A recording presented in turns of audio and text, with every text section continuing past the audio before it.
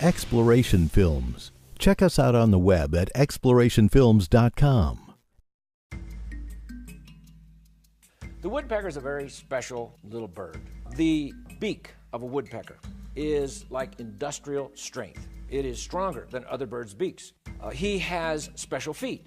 Most birds have 3 toes out the front, 1 toe out the back. Woodpecker has 2 toes out the front, 2 toes out the back, and that's so he can climb around on a tree trunk, a vertical tree trunk, right side up, upside down, sideways. He can crawl any way he wants to. He has special tail feathers. His tail feathers are different than other birds' tail feathers. They're more resilient, they're spongy, and they're very strong and tough because he tripods himself with his 2 feet and his tail feathers so that he grabs a hold of that tree, fans out his tail feathers, and then bangs his head into the tree. Now, you would think that a woodpecker would go home every night and say to Mrs. Woodpecker, "Oh, I got this headache. I was banging my head on a tree all day." But he doesn't. Why? Well, because God made him with special equipment. For instance, between his beak and his skull, there's a piece of cartilage. It acts as a shock absorber.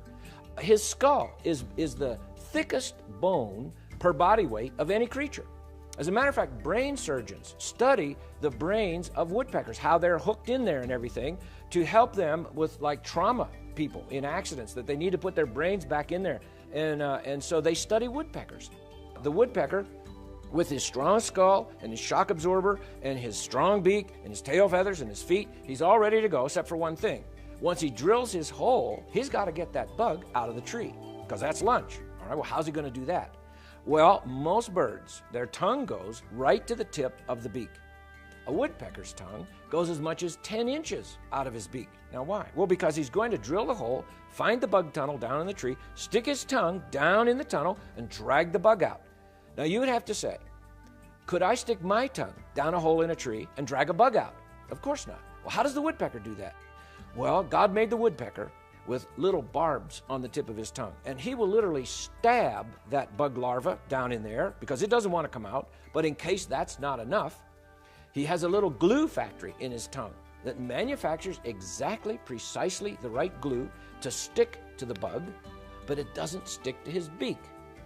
And so he pulls that bug into his mouth. Now we have a problem, if evolution is true. Let's say over hundreds of thousands of years, this woodpecker got all this equipment, and then he glues his tongue to a bug, and he swallows the bug. What just happened to his tongue? He just swallowed his tongue. You know, he dies, he just strangled himself, okay? But he doesn't. Why?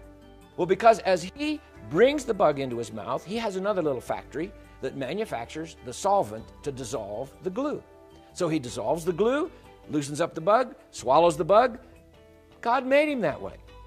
Woodpeckers, when they peck, they open their eyes between each peck, and they aim their beak, they focus, they aim their beak, they close their eyes, and then they hit the tree. So you hear a woodpecker out there, he's going, drr, drr. Every time you hear that, drr, in between each peck, he opens his eyes, focuses, aims his beak, hits the tree. Why?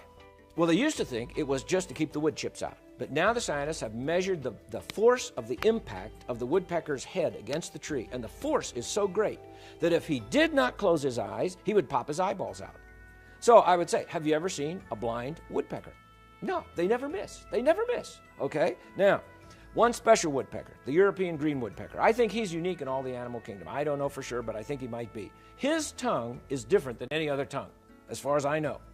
Our tongue starts in the back of our throat, comes up and out the front.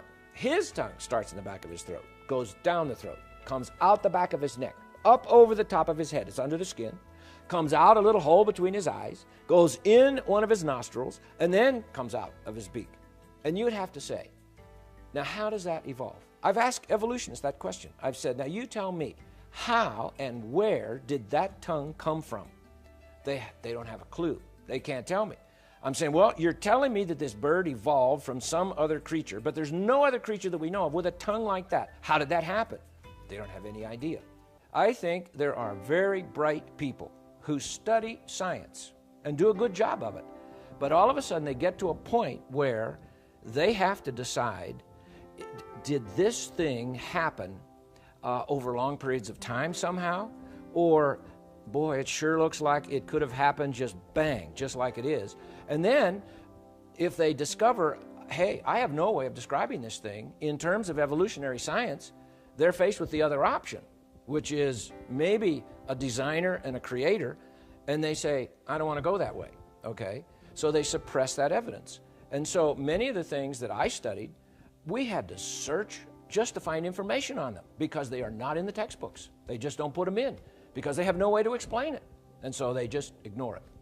Exploration Films, where curious truths and uncommon minds meet.